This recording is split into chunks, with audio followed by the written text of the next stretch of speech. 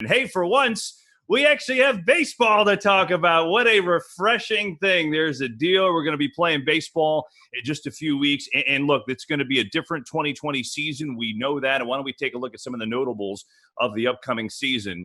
And it goes like this. Hey, 60 games will be the regular season. It'll start July 23rd to the 24th. That is being hashed out right now as we speak. Players have to report for spring training by Wednesday. The postseason, remember, they talked about it being expanded. It's not. It's going to be the same as it's been in years past. The DH now in the National League, and how about this one? Extra innings begins with a runner on second base in the regular season, not in the postseason. So some intriguing changes there. And Ken, let's bring you in here. Look, this was not pretty. This was a bitter drag out in the media, as we saw. So what was the key to finalizing this deal in your eyes? Kevin, actually, there was no deal. Remember, they did not reach an agreement on all the various things that they were talking about. And ultimately, the commissioner, Rob Manfred, was left to impose a schedule, which was his right under the March agreement, as long as the players receive their full prorated salaries and as long as he plays, or the league decides to play as many games as possible. Now, that might be in dispute. I would expect grievances flying back and forth, but at the same time, that's not going to interrupt play. So, as you said, they're coming back.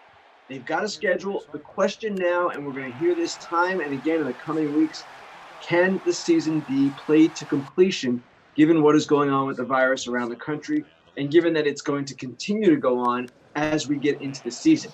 That is the biggest problem for baseball right now. The various health and safety protocols.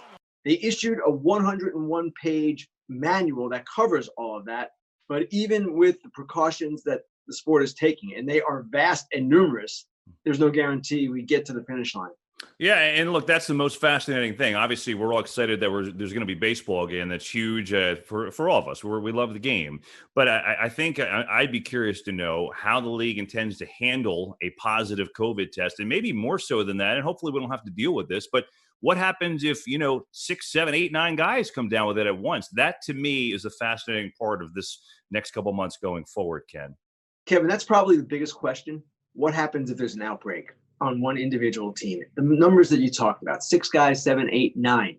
Now, there is a 60-player pool, which teams will form. Deadline for that is Sunday, and they'll be able to draw from those players. And the plan is simply to replace anyone who tests positive. They will enter the protocols at that point, and until they are better or just ready to go, testing negative, they will be replaced. So the question becomes, at what threshold does baseball say, we can't do this? Or does an individual team say, this isn't working? And that is the real threat to the season. So the 60-player pool accounts for the likelihood, and it's a strong likelihood, that multiple players will test positive at various points for every team, but they do have a system in place. The question is whether it will work sufficiently enough, again, to get through the season.